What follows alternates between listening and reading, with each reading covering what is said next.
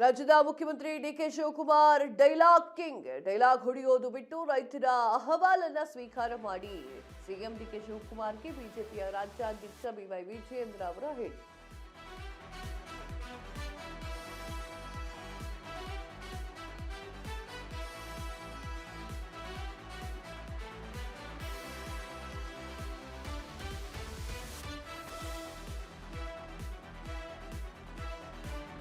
ರಾಜ್ಯದ ಮುಖ್ಯಮಂತ್ರಿ DK Shivakumar dialogue king dialogue ಹೊಡೆಯೋದು ಬಿಟ್ಟು ರೈತರ ಅಹವಾಲು ಸ್ವೀಕರಿಸಿ ಸಿಎಂ ಡಿಕೆ ಶಿವಕುಮಾರ್ಗೆ ಬಿಜೆಪಿ ರಾಜ್ಯಾಧ್ಯಕ್ಷ ಬಿವೈ ವಿಜಯೇಂದ್ರ ತಾಕೀತು. ಬಿಡದಿಯ ಫಲವತ್ತಾದ ಜಮೀನು ಕಿತ್ತುಕೊಳ್ಬೇಡಿ, ಆ ಭಗವಂತ ನಿಮ್ಮನ್ನ ಕ್ಷಮಿಸೋಕೆ ಸಾಧ್ಯವಿಲ್ಲ. ರೈತರಿಗೆ ಗೂಂಡಾಗಳು ದಬ್ಬಾಳಿಕೆ ಮತ್ತು ಬೆದರಿಕೆ ಹಾಕ್ತಾ ಇದ್ದಾರಂತೆ. ರೈತರೇ ಅಧಿಕಾರಿಗಳಂತ ಪೊರಕೆ ಹಿಡಿದು ಓಡಿಸ್ತಾ ಇದ್ದಾರೆ. ಸಿಎಂ ಮನೆ ಮುಂದೆ ಪೊರಕೆ ಹಿಡಿದು ಬರುವ ರೀತಿ ಮಾಡಬೇಡಿ, ಸಮಿತಿ ನಟಿಸುವಂತಹ ನಾಟಕ ಬಿಟ್ಟು ಟೌನ್ಶಿಪ್ ಕೈಬಿಡಿ.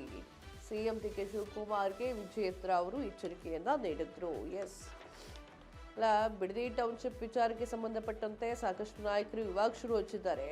ಅದರಲ್ಲಿ ವಿಜಯೇಂದ್ರ ಅವರಾಗಿರ್ಬೋದು, ಆರ್ ಅಶೋಕ್ ಅವರಾಗಿರ್ಬೋದು, ಎಲ್ಲರೂ ಕೂಡ ಬಿಡದಿ ವಿಚಾರಕ್ಕೆ ಸಂಬಂಧಪಟ್ಟಂತೆ ಬಿಡದಿಗೆ ಹೋಗ್ತೀನಿ ಅಂತ ಕೂತ್ಕೊಂಡಿದ್ದಾರೆ. ಬಿಡದಿಯಲ್ಲಿರುವಂತಹ ಸಮಸ್ಯೆಯನ್ನ ಬಗೆಹರಿಸೋದು ಕುತ್ಕೊಂಡು ಇಲ್ಲಿ ಬೆಂಗಳೂರಿನ ಫ್ರೀಡಂ ಪಾರ್ಕ್ನಲ್ಲ ಅಂತ ಪ್ರಶ್ನೆ ಸಾರ್ವಜನಿಕರಿಗೆ ಮೂಡ್ತಾ ಇದೆ. ಬಿಡದಿ ಹೋಗ್ಬೇಕು, ಅಲ್ಲಿ ಜನಸಾಮಾನ್ಯರನ್ನು ಕೇಳಬೇಕು, ಏನು ಎತ್ತ ರೈತರಿಗೆ ಏನು ಕಷ್ಟ ಆಗ್ತಿದೆ ಅಂತ ಕೇಳಬೇಕು ವಿರೋಧ ಪಕ್ಷದವರು ಬೆಂಗಳೂರಲ್ಲಿ ಮಾಡ್ತಾ ಕುತ್ಕೊಂಡ್ರೆ ಯಾರು ನೋಡ್ತಾರೆ, ಯಾರು ಕೇಳ್ತಾರೆ ಅಂತೇಳಿ ಸಾರ್ವಜನಿಕರಿಗೆ ಕೇಳ್ತಾ ಇದ್ದಾರೆ. ಎಸ್, ವಿಜಯೇಂದ್ರ ಅವರು ಏನು ಹೇಳಿದ್ರು ಕೇಳಿಸ್ಕೊಳ್ಬೇಕು. ಡಿಕೆ ಶಿವಕುಮಾರ್ ಅವರನ್ನ ರಾಜ್ಯದ ಜನ ಏನಂತ ಕರೀತಾ ಇದ್ದಾರೆ ಅಂತ ಹೇಳಿದ್ರೆ ಡೈಲಾಗ್ ಕಿಂಗ್ ಶಿವಕುಮಾರ್ ಅಂತ ಹೇಳಿ ಕರೀತಾ ಇದ್ದಾರೆ.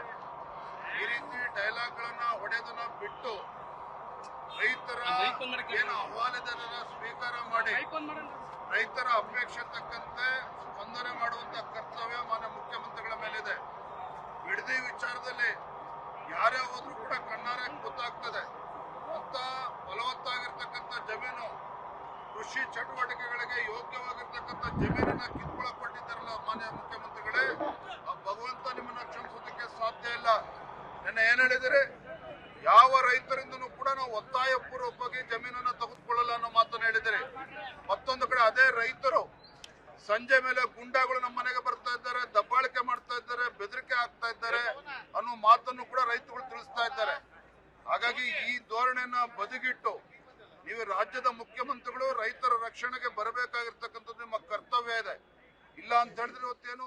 ಎಸ್, ಇದ್ರ ಬಗ್ಗೆ ಹೆಚ್ಚಿನ ಡೀಟೇಲ್ಸ್ ಅನ್ನ ಕೊಡ್ತಾರೆ ಹರ್ಷವರ್ಧನ್, ನಮ್ಮ ಪ್ರತಿನಿಧಿ.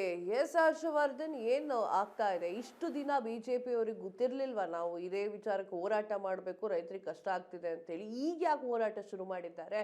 ಅದು ಕೂಡ ಬಿಡದಿಯಲ್ಲ, ಅದು ಕೂಡ ಬೆಂಗಳೂರಿನಲ್ಲಿ. ಏನ್ ನಡೀತಾ ಇದೆ?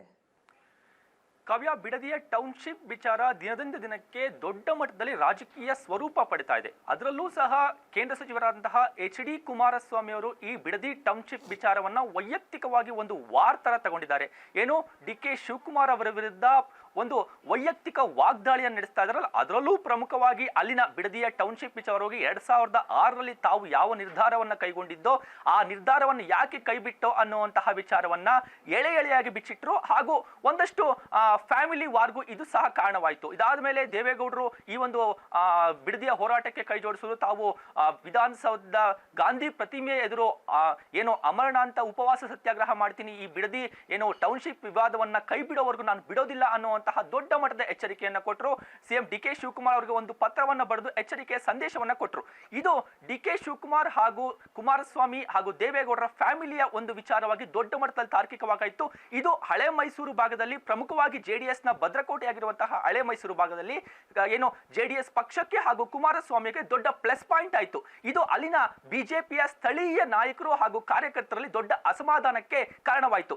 JDS ಇದನ್ನ ಬಿಡದಿ ಟೌನ್ಶಿಪ್ ವಿಚಾರವನ್ನ ದೊಡ್ಡ ಮಟ್ಟದಲ್ಲಿ ಟ್ಯಾಕಲ್ ಮಾಡ್ತಾ ಇದೆ. ಇದು ರಾಜಕೀಯವಾಗಿ ಹಾಗೂ ಮತ ಬ್ಯಾಂಕ್ ನ ದೃಷ್ಟಿಕೋನದಿಂದ ಹಾಗೂ ಒಕ್ಕಲಿಗ ಸಮುದಾಯದ ಕೋಟಾದಿಂದಾಗಿ ಇದು ಪ್ರಬಲವಾಗಿ JDSಗೆ ಪ್ಲಸ್ ಪಾಯಿಂಟ್ ಆಗ್ತಾ ಇದೆ.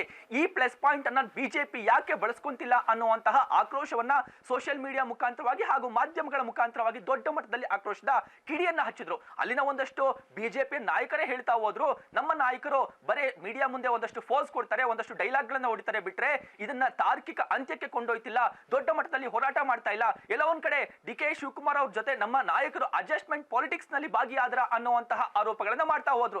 ಇದಾದ ಮೇಲೆ ಬಿಜೆಪಿ ನಾಯಕರು ಎಚ್ಚೆತ್ಕೊಂಡ್ರು. ಏನು ಜೆಡಿಎಸ್ ಹಳೆ ಮೈಸೂರು ಭಾಗದಲ್ಲಿ ಈಗಾಗಲೇ ಪ್ರಬಲವಾಗಿದೆ. ಕಳೆದ 2023 ಚುನಾವಣೆಯಲ್ಲಿ ಬಿಜೆಪಿ ಅಲ್ಲಿ ಒಂದಷ್ಟು ಖಾತೆ ತೆರೆಯುವಂತಹ ಪ್ರಯತ್ನವನ್ನ ಮಾಡಿತ್ತು. ಸುಮಾರು 30 ಸಾವಿರ 40 ಸಾವಿರದವರೆಗೆ ಓಟ್ ನ ತೆಗೆದುಕೊಳ್ಳುವಂತಹ ಕೆಲಸವನ್ನ ಮಾಡಿತ್ತು.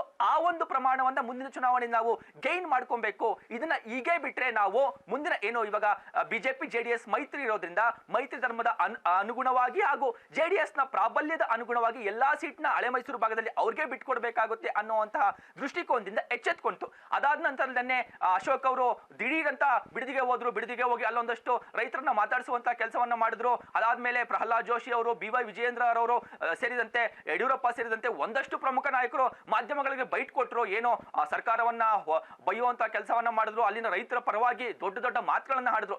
ಅದಾದ್ಮೇಲೆ ಎಲ್ಲರೂ ಸೇರಿ ಒಂದು ಒಗ್ಗೂಡಿ ಒಂದು ಸಭೆಯನ್ನ ಮಾಡಿ ದೊಡ್ಡ ಮಟ್ಟದಲ್ಲಿ ಇವತ್ತು ಫ್ರೀಡಂ ಪಾರ್ಕ್ ನಲ್ಲಿ ಪ್ರತಿಭಟನೆಯನ್ನು ಮಾಡೋಣ, ಎಲ್ಲಾ ನಾಯಕರನ್ನ ಒಂದುಗೂಡಿಸಿ ಒಂದು ದೊಡ್ಡ ಮಟ್ಟದಲ್ಲಿ ಪ್ರತಿಭಟನೆ ಮಾಡಿ ಬಿಜೆಪಿ ರೈತರ ಪರವಾಗಿದೆ, ಹಳೆ ಮೈಸೂರು ಭಾಗದಲ್ಲಿ ನಾವು ದೊಡ್ಡ ಮಟ್ಟದಲ್ಲಿ ಹೋರಾಟಕ್ಕೆ ಕರೆ ಕೊಟ್ಟಿದ್ದೀವಿ ಅನ್ನುವಂತಹ ಸಂದೇಶವನ್ನ ರವಾನೆ ಮಾಡಬೇಕು ಅನ್ನುವಂತಹ ದೃಷ್ಟಿಕೋನದಲ್ಲಿ ಇವತ್ತು ಒಂದು ಫ್ರೀಡಂ ಪಾರ್ಕ್ ನಲ್ಲಿ ಅಧಿಕೃತವಾದಂತಹ ಬಿಡದಿಗೆ ಹೋರಾಟಕ್ಕೆ ಒಂದು ಪ್ರತಿಭಟನೆ ಹಮ್ಮಿಕೊಂಡಿದ್ದಾರೆ. ಈ ಪ್ರತಿಭಟನೆಯಲ್ಲಿ ಬಿಜೆಪಿಯ ರಾಜ್ಯಾಧ್ಯಕ್ಷರಂತಹ BY ವಿಜಯೇಂದ್ರ ಹಾಗೂ ವಿಪಕ್ಷ ನಾಯಕ ಅಶೋಕ್ ಅವರ ನೇತೃತ್ವದಲ್ಲಿ ಈ ಪ್ರತಿಭಟನೆ ನಡೆದರೆ ಈ ಪ್ರತಿಭಟನೆಯಲ್ಲಿ ಮಾಜಿ ಮುಖ್ಯಮಂತ್ರಿಗಳಂತಹ BS ಯಡಿಯೂರಪ್ಪ, ಸದಾನಂದ ಗೌಡ, ಜಗದೀಶ್ ಶೆಟ್ಟರ್ ಸೇರಿದಂತೆ ಕೇಂದ್ರದ ಬಿಜೆಪಿಯ ಸಚಿವರುಗಳು, ಸಂಸದರುಗಳು, ಶಾಸಕರುಗಳು ಸೇರಿದಂತೆ ವಿಧಾನ ಪರಿಷತ್ನ ಸದಸ್ಯರುಗಳು ಸೇರಿದಂತೆ ಒಂದಷ್ಟು ಜನ ಮಾಜಿ ಶಾಸಕರಿಗೂ ಆಹ್ವಾನವನ್ನ ಕೊಡಲಾಗಿದೆ. ಬೆಂಗಳೂರು ಘಟಕದ ಅಧ್ಯಕ್ಷರುಗಳಿಗೆ ಹಾಗೂ ರಾಜ್ಯದ ಎಲ್ಲಾ ಘಟಕಗಳ ಅಧ್ಯಕ್ಷರುಗಳಿಗೆ ಈ ಒಂದು ಆಹ್ವಾನವನ್ನ ಕೊಡಲಾಗಿದೆ. ಸುಮಾರು 1,000 ಅಥವಾ 2,000ಕ್ಕೂ ಹೆಚ್ಚು ಜನರನ್ನ ಫ್ರೀಡಂ ಪಾರ್ಕ್ ನಲ್ಲಿ ಸೇರಿಸಿಕೊಂಡು ಇವತ್ತು ಬೆಳಗ್ಗೆಯಿಂದ ಸಂಜೆವರೆಗೂ ಒಂದು ರೀತಿಯಾದಂತಹ ದೊಡ್ಡ ಮಟ್ಟದ ಹೋರಾಟವನ್ನ ಮಾಡಿ ಈ ಒಂದು ಬಿಡದಿಯ ಟೌನ್ಶಿಪ್ ಹೋರಾಟವನ್ನ ಬಿಜೆಪಿ ಸೀರಿಯಸ್ ಆಗಿ ತಗೊಂಡಿದೆ. ದೊಡ್ಡ ಮಟ್ಟದಲ್ಲಿ ಇದು ತಾರ್ಕಿಕ ಅಂತ್ಯಕ್ಕೆ ಹೋಗುವವರೆಗೂ ಹೋರಾಟ ಮಾಡುತ್ತೆ ಅನ್ನುವಂತಹ ಮೆಸೇಜ್ ಪಾಸ್ ಮಾಡ್ಲಿಕ್ಕೆ ಇವತ್ತು ಬಿಜೆಪಿ ಸಿದ್ಧವಾಗಿದೆ. ಕಾವ್ಯ, ಓಕೆ ಹರ್ಷವರ್ಧನ್, ತಮ್ಮೆಲ್ಲ ಮಾಹಿತಿಗಾಗಿ ಧನ್ಯವಾದಗಳು.